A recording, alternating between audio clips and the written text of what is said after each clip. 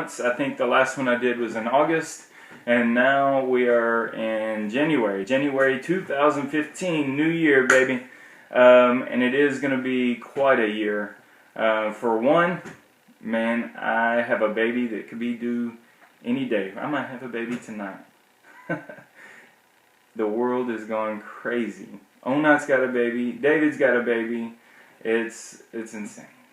But we're very, very excited, and we're excited that Sadie is going to be part of the Racer family.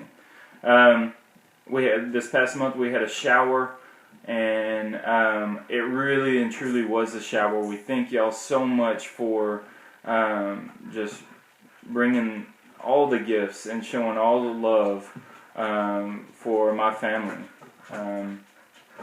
Sadie is truly already a blessed girl. So, quote of the month. Coach Farron. Usually, I ask the coaches for different ideas as far as the newsletter goes, and Coach Farron gave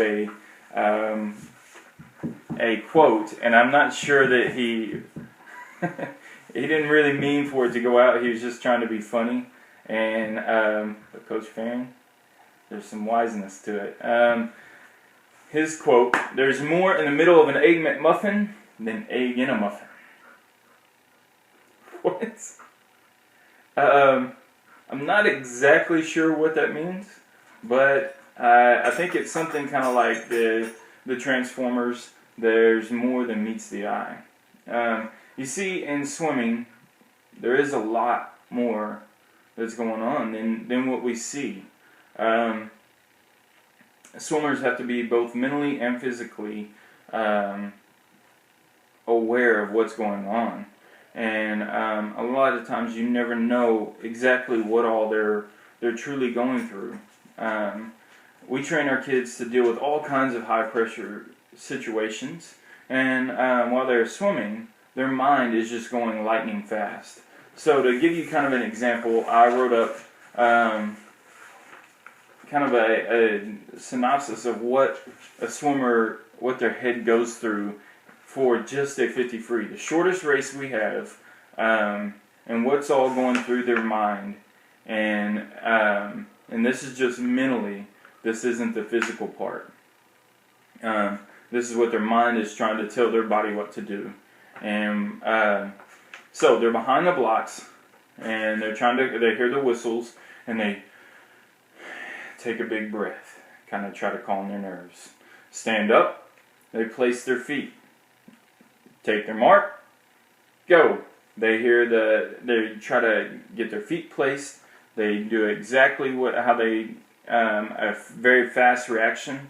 Then they got to think about a tight entrance. Be very tight, streamlined. Fast dolphin kicks. Make sure we don't breathe off the wall, and make sure that the breakout, when we break out of the water, transition from under the water to on top, that we are not too low or not too high. We keep our head very, very still, and we kick extremely hard. And then we ask ourselves, is our hand placing right into the water? How is my speed going into the wall, coming up? Am I in a tight ball? I got to place my feet fast and push off at the exact same time and have a tight streamline. Make sure, again, I have very, very hard kicks. Break out again, not too high, not too low, and make sure I don't breathe. My lungs are already putting a lot of pressure, and it's screaming at me, breathe, breathe, breathe.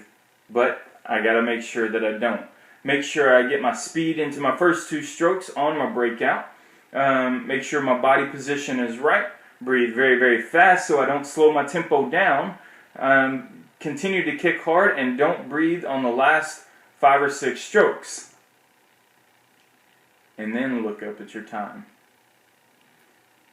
That's all happens on the mental side within 20 to 30 seconds for a 50 free for most people, some a little more. But what's crazy is some of these kids, they even know their stroke count. They know their kick count. They could tell you after 4 strokes, they know exactly. They could swim it blind and they know exactly where they're at. So I just wanted to kind of let you guys know what all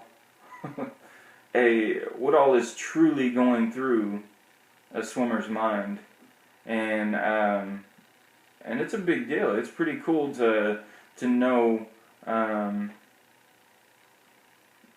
know that they can handle all of that. So next is the Parents Corner. This month I've got 2 articles that I'm attaching to the email. The first one comes from USA Swimming. It's a great article. It's called "The Benefits of Swimming," and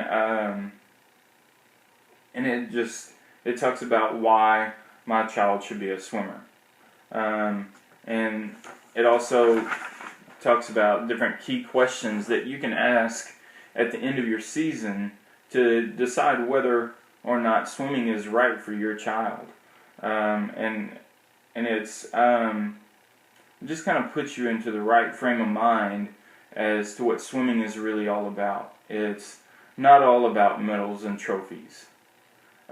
Yes, we like to swim fast, but we truly want to teach our kids about being successful personally and being successful later on in life. And then I've got one more attachment that I posted on Facebook, if anybody's friends with me on my Facebook page.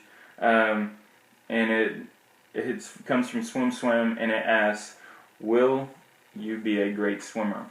It's got 5 different questions to ask yourself, and that's more for the questions. More for the swimmers. And it just talks about a little bit of the sacrifice that the swimmers have to make and what they're willing and truly willing to go through. No matter what, no matter how much the coaches push, no matter how much the parents want their kids to swim fast, we can want this so bad for our swimmers, and they can have the talent, but if they're not willing to make some of the sacrifices, it's just not going to happen. And this gives you a good idea of what it takes to be a great swimmer.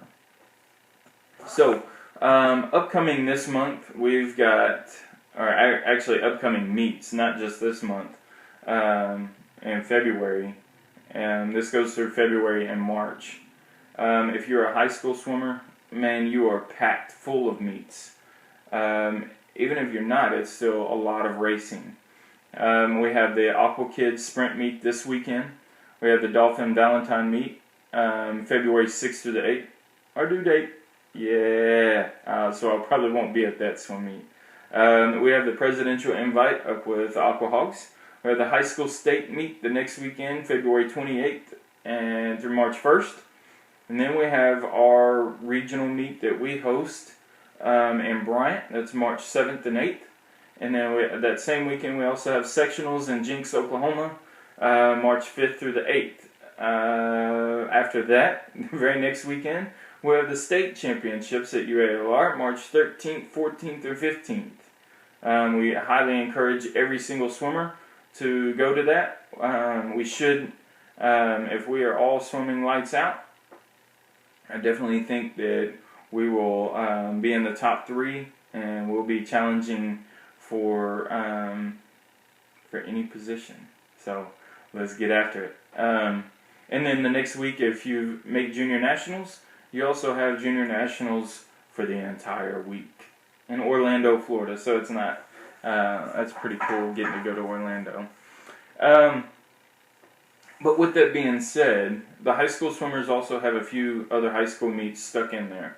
But with that being said, that's 8 weekends in a row. With that much training and that much racing, it is very, very important that you take care of your body. It is the more you race and the more you beat up your body, the more your immune system breaks down. And so I've already been hearing that several kids have been getting sick. First things first, diet. make sure we're eating good, clean foods. And I can't talk a lot because I don't always eat very healthy. But when you're an athlete, it's extremely important to eat good, clean foods. Stop feeding the kids fast food.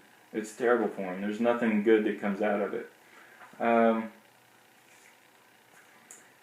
You also need to make sure that they are drinking a ton of fluids, ton of water. First thing in the morning, right when they wake up, have a glass of water. Before lunch, glass of water. Before dinner, glass of water. Before bed, glass of water. Every single time. And then make sure that the kids don't drink after one another. I've had a problem with this at my location where all the kids bring water bottles and they have no idea which one is theirs, and then they just grab one and drink it. You can't drink after each other. That's got to stop. And same thing with eating after one another. You're just going to get each other sick, and it's just going to keep being a revolving cycle. The other thing is, with this much training and racing, it's hard on your body, so make sure that you're properly warming down and make sure you are stretching quite a bit in these days. So take care of your body. Also, don't finish too hard to the wall, Hope. If y'all don't know, Hope raced extremely hard this past 2 weeks ago, and she finished into the wall so hard that she actually broke her hand. That's a championship way to finish right there. That's incredible. And I hope you're doing well. Okay, the past month we had several different swim meets. We even hosted our first swim meet in Clarksville. It went extremely well. We were excited to have a swim meet up in that location, and I think it will continue to grow and grow. And parents, everybody that helped out, it ran smooth. Y'all did an excellent job, and I'm proud of it. We're looking forward to hosting there more often. Parents, again, thank you so much for your help. Swimmers, this is the first time I've actually seen the swim team, and I know we forced you.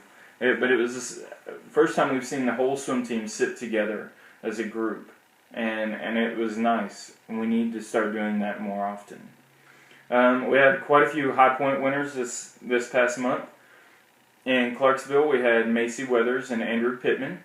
Congratulations, guys. At the Cabot meet, we had Simone Dispenster.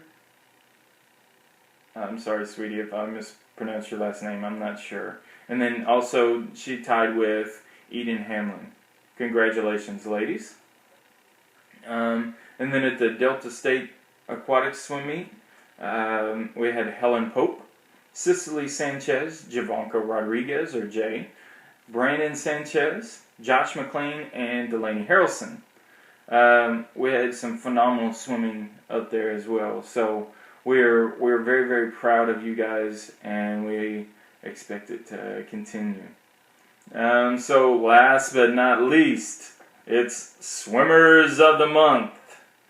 We had Bryant location. We had black team. It was Lydia Huthmaker. Huth? I know. I keep wearing that out. I'm sorry, baby. The red team, we had Ryan Mitchum, Morgan Gray, and Hannah Tennyson. These three guys made the black team set, and so guys, congratulations on moving on up. El Dorado, we had Helen Pope. She's 8 years old, and in the 50 free, she is currently ranked 6th in the nation, in the entire nation. Entire USA, that's pretty incredible. Coach Farron, man, you do an excellent job with all your swimmers down there, and I'm pretty impressed.